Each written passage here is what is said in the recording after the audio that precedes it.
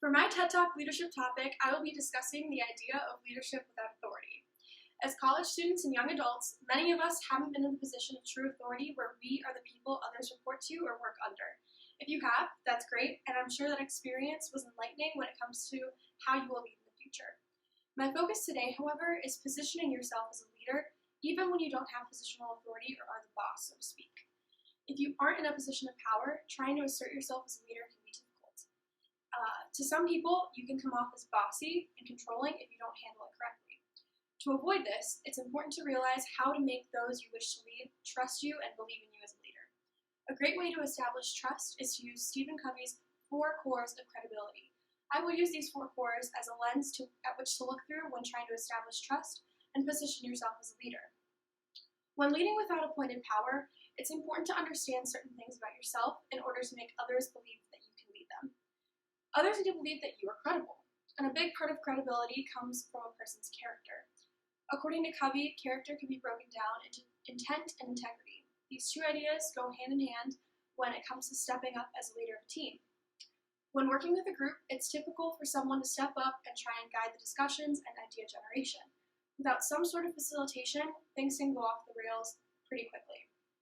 For example, when working with a group at my last internship, a fellow intern took on a role of leadership.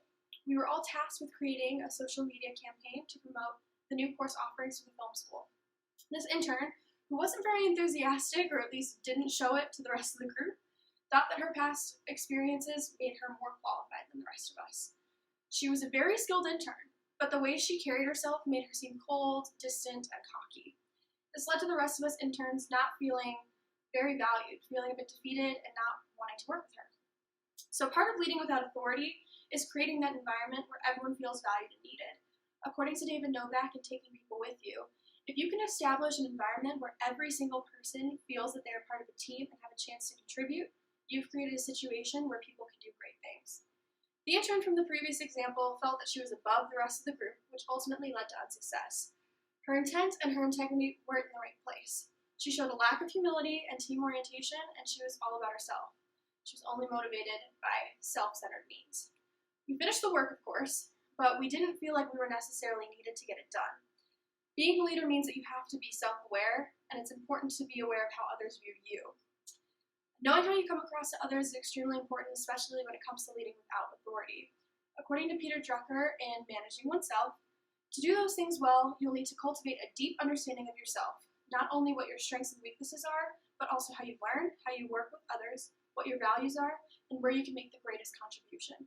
Because only when you operate from these strengths can you achieve true excellence. If you don't know yourself, or if you don't have a high degree of emotional intelligence, others will see that and will be hesitant to follow your lead. Another part of credibility is competence.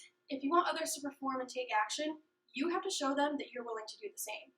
A good example of this is actually from a film called The Intern. The film, which stars Robert De Niro and Anne Hathaway, depicts a 70-year-old widower coming out of retirement and becoming an intern at an online fashion publication. When his boss, played by Hathaway, fails to give him any real work, he makes himself useful. He learns new skills from his colleagues, finds out what they do, and looks for opportunities to help them. He may not be in a position of power as an intern, but De Niro's character chooses to position himself as a leader in his own right. He takes initiative to lead himself and get stuff done without even being asked. This movie is an example of building competence by learning new skills. The character's capabilities are then able to add value to his company. He then takes initiative and delivers results in meaningful ways. It's a perfect example of how, if you can lead yourself effectively, the likelihood that you can lead others will increase substantially. Overall, it's important to realize that trust is one of the most important catalysts to earning authority for those who are not in positions of appointed power within an organization or a team. I hope these examples can help you establish yourself as a leader in any role you take on, and it shows you how important it is to build trust and to lead